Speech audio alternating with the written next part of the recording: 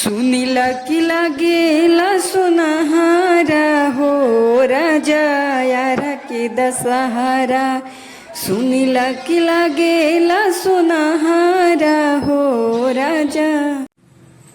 नमस्कार दोस्तों, हम लोग जा रहे हैं मेला घूमने।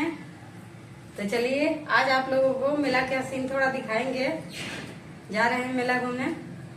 आज मेला का गीत फिर से आएगा, तो चलिए गाकर सुनाएंगे आप लोगों को गीत। आप लोग सुनिएगा और बताइएगा कमेंट में कि कैसा लगा।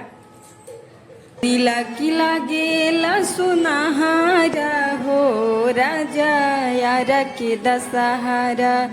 सुनीला की लागेला सुनहारा हो राजा यारा के दशहरा। दर्शन करा दी राजा हमके आयरन देवी के। दर्शन करा दी राजा हमके आयरन देवी के। ओकरा बाद माजा ले हब मेला में जिलेबी के। ओकरा बाद माजा ले हब मेला में जिलेबी के।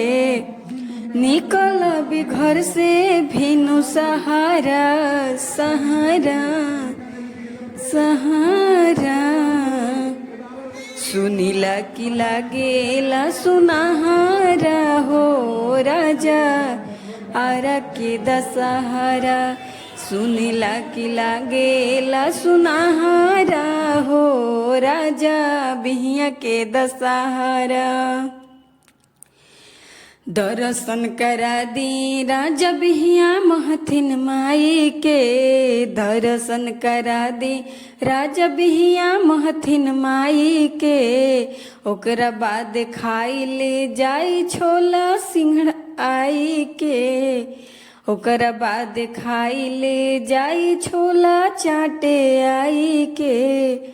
दर्शन करा दी राजा बिहिया महथिन माई के। ओकरा बाद खाइल जाई छोला चाटे आई के। ओकरा बाद खाइल जाई छोला चाटे आई के। निकल भी घर से भिनु सहारा सहारा सहारा सहारा। सुनीला की लागेला दशहरा हो राजा बड़ा ही सुनहरा।